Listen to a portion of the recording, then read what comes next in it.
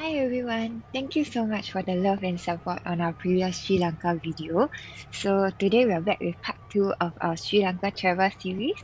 And if you haven't already, please subscribe to our channel so that you don't miss out on the next video. So right now we are actually going to our accommodation near Kandy. So this is a very beautiful looking glass house and I can't wait to show you how it looks like. But as you can tell, the drive up is actually not easy. So if you do intend to stay here, please do plan your travels accordingly and take this into account.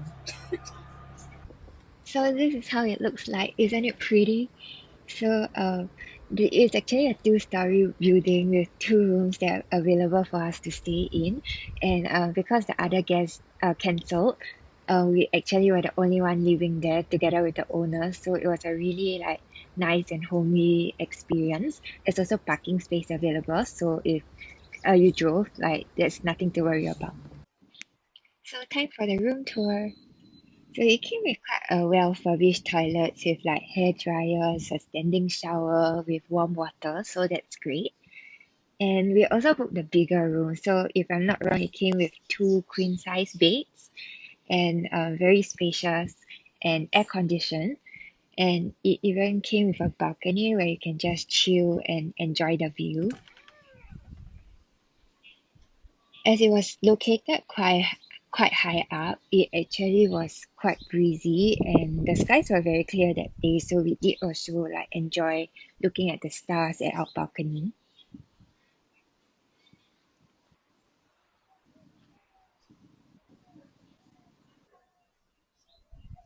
So the owner's relatives also did have a hotel nearby, so they shared an outdoor pool. So we were given access to this very beautiful infinity pool and amazing views. So it was definitely a highlight of this day as well. So would you just look at that? Okay, but truth be told, as this pool is located outdoor, and I'm not sure how often the maintenance is being done, there were some flies on the surface of this pool, so enter at your own risk. But I would say the views are quite worth it. So yeah, moments before the rain, the dark clouds looming. So we did walk slightly away from our comms to catch the sunset. So it was nice and quiet, so very peaceful.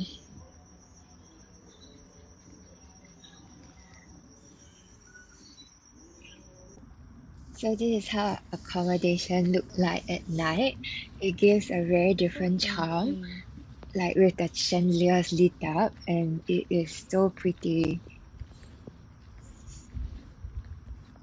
So this is what you can expect if you stay there.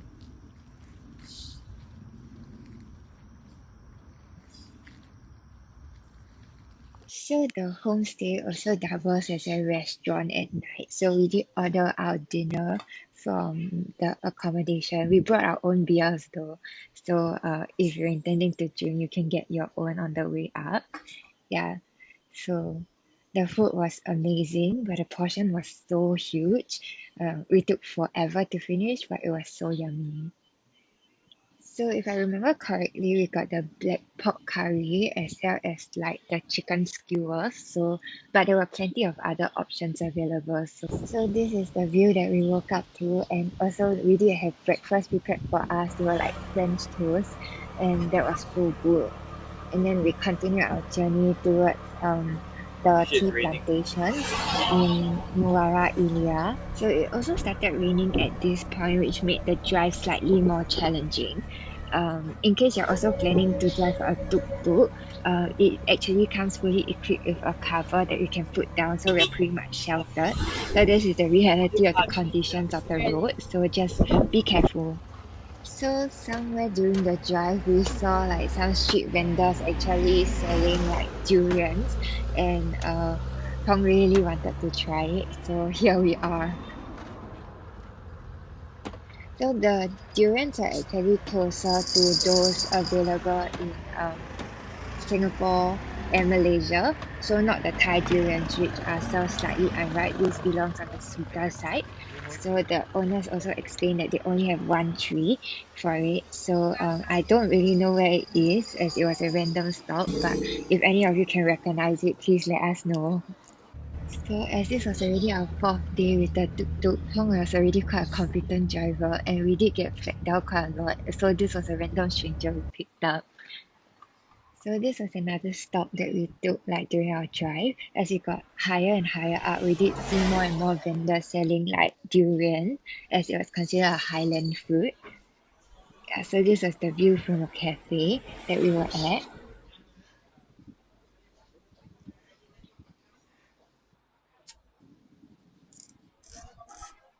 And we could even see the waterfall in the distance. Also, what's a visit to Sri Lanka without checking out like the origins of Ceylon tea? So we did drive to the Bluefield Tea Factory, which is a popular tea production estate in Sri Lanka, located about 1,200 For meters example, this above young sea tea, level. green particle, this dark green tea So is while we cold were there, tea. we Any also Dutch did take up different the use of free this guided all. tour offered by the factory. This is not good. So they took us for a walk around the entire tea plantation and showed us the different processes that the tea leaves have to go through from farm to table. So that was very interesting. As our guide was very fluent in English, this session was very informative and we did learn a lot from it. And although it's a free tour, like it would be a nice gesture to tip the guide as he did spend a lot of time like with us. Also during the tour we did run into like some tea pluckers and they seemed so lovely and they were like gesturing me to take photos of them. But eventually they did charge me for it, so do be careful when you take your photos. So the tour also came with a cup of free tea at the end, so enjoy. So Sri Lanka is actually surrounded by many of these tea estates, so you can see it like everywhere when you're traveling in this area. And these tea estates actually have their own schools and like housing. So they really just provide for the families that are working there. So that was really nice to learn about. So also like in this area, the temperature is as low as like 15 degrees. So there was quite a big difference from where we were coming from, like Kandy, that was like in like the 33s and humid. But this was like nice cooling weather. So as we were running out of cash as well as like petrol, we did stop by the main town in Nuwara Eliya near the clock tower. So this area looks so much like Switzerland, and with the weather and how misty it looks, it really didn't feel like I was in Asia at all. I'm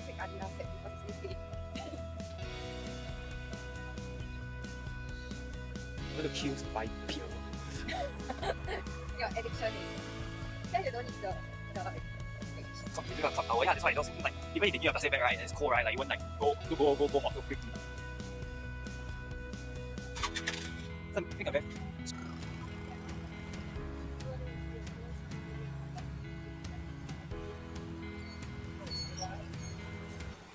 So in this area, we did see some street vendors, so we were very tempted to try the food, and it was so good. So we drove to our accommodation for the night and ordered dinner from them. So it was freshly prepared by the owners themselves, so it was really yummy. But the amount of food for two is insane. So we actually stayed in Nanu Oya for the night, and we know that there was a famous waterfall nearby. According to the owner, it's about like a 20 minutes walk. So we were taking a morning stroll. It actually didn't stop raining the whole night, so it was kind of chilly. So this is also the same area that the famous Kandy to Ella train would pass through. So that is the train tracks itself, and the locals actually use it to like cross the different sides of the town. And also in our original plan, we wanted to take the train from Nuwara Eliya to Ella so that we can experience like the beauties of that train ride. But in the end, look at the kind of views that we'll be getting on our tuk-tuk as well. So we decided against it altogether. So that's the waterfall. that we were walking toward. And on the way there, we did also pass by another tea estate and like across paths with some of the locals. So that was interesting. And it was raining very heavily at this point. And thank God for our friend Chris that we met at the comms. He actually sent us back on his tuk-tuk as well. So this was like the nice breakfast that was prepared by the owners. Thank you. So here's us bidding farewell to like the owner of our homestay before we began our journey to Ella. So he was really sweet. So you guys can consider staying here the next time you come to Sri Lanka. And as this homestay was located in the residential areas, we did also catch a glimpse of how like the different locals were living. So it was quite interesting. And there was also a lot of tea plantations along the way and made very beautiful views. So we did take a lot of pit stops, which made this drive like longer than it should. And as you can see, like some parts of this drive was actually quite steep as well. So be prepared for that if you're driving a tuk-tuk. And this is some of the very amazing views that we encountered during our drive. So I actually inserted quite a bit of clips of this very scenic drive in this video. So if you're only interested in the itinerary, you can skip ahead to the Ella portion of this. Otherwise, enjoy the view. Wow.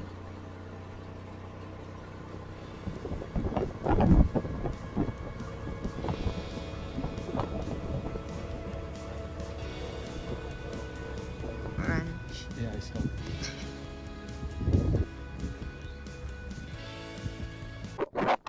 So again, the beauty about traveling in a tuk-tuk is that you can just take random pit stops around these tea estates and like take pictures and like just soak in the atmosphere. The air here was really fresh as well. I don't know if it's placebo. And we finally arrived at our accommodation in Ella. Again, it was so beautiful, so spacious, and it also came with a balcony. And there was also very clear views of stars because of how low light this entire place is. So amazing. So after settling in and having like hoppers for lunch, we did take a hike to like the very famous Nine Arches Bridge. We did see like a lot of people here waiting for like the train to come. There's actually a schedule that you can find on the arrival time, and this is like where the famous Kandy to Ella train would pass through.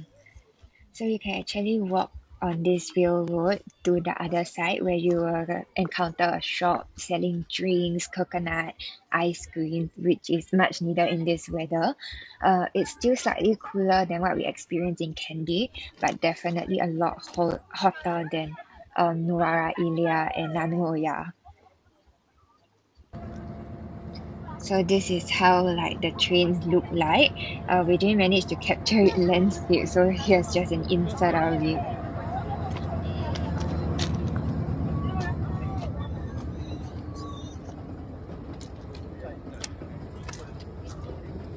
So after this, we decided to also take a hike to like the Little Adams Peak. So over here, you would actually pass by some very vibey like beach club and also like flying fox, people doing flying fox right at the base of this Little Adams Peak. So the view here is also amazing. So do check it out when you're here. But also like it's not a very easy hike. So do prepare yourself accordingly. So we did stay here quite a bit to catch the sunset, which was beautiful, but there weren't many street lamps, so it can get pretty dark. So do plan your descent accordingly. And also it's still quite a bit of a hike till the entrance where you can like either drive your tuk-tuk or like get a tuk-tuk from there to take you back to the town. Otherwise just finish the hike, but it can get quite dangerous because it's dark and like visibility would be lower. Yeah, but that's what we did, so it's doable. So after we got to like the main town, we went to find dinner and we actually settled for this place that's quite highly rated on Google, the little restaurant Ella, and ordered like the lamb rice. It was honestly one of the best things I've eaten. The prices were also really affordable, so I would say I highly recommend this place. So do check it out when you're here. And before we retired for the night, we did also stop by a very vibey bar and had like a special Sri Lankan liquor called the Arab. So do check it out when you're there, as it is pretty much similar to a whiskey. And the next morning, we did have breakfast prepared by our owners right at our balcony. So here's how it looks like. We had a coconut roti, eggs, and fruits. So really enjoyed our stay. Oh, good. So before we left Ella, we did stop by the very famous Rawana Falls, and there were a lot of monkeys in the area, so do be careful. If you have any like fruits or like loose hanging plastic bag, please keep them, yeah, as they would like attack you. So there's also quite a bit of street vendors selling like corn, drinks, and like magnets. So if you're interested, you can check them out. We did also get approached by a few of the street vendors selling stones and asking for like a 10-cent coin from your country. So just be careful when you're there.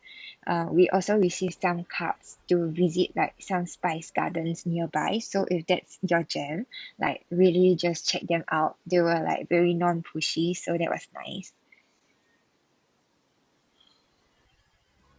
Hello, Malaysia?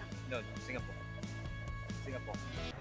So after this, we began our drive to like Udawalawi National Park, which is what we intended to do for the day. So I'll share more on that in our next video, as it was so amazing. You should totally check it out. And along the way, we did stop by this market. It Got your two seems bus point. like very local, as nobody there could speak English, and everybody was just buying their daily necessities like dried goods, vegetables, as well as fish. So it was a very unique and eye-opening Yeah. experience. We also tried this chocolate milk at the market, and it was good. And they even had to collect back the glass bottles, so that was quite interesting, as we don't do that in Singapore. So we had quite a bit of fun exploring this market, and there was like some vegetables that I never even Lotus wood? seen before. But because of like communication barrier, Ah, I yeah, I didn't know saw. what it was still. So yeah. And anyway, I hope you enjoyed like Sri Lanka through our lens, and look forward to our next video, and we'll be sharing more about Udawalawi safari experience, as well as our final part of the trip in Colombo. See you.